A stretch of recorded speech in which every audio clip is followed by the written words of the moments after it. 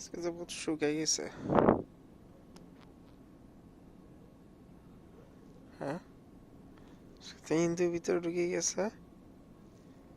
ইন্দুর ভিতরে ঢুকে গেছে। কি মনে আছে? খানা খাওয়ানো ঠিক মতো না। কেক দিলাম, দুধ দিয়ে ভিজাই, কেকও তো খাইলে না। ও মানে কেক আর খেতে মন চায় না। খেতে মন চায় না কেন?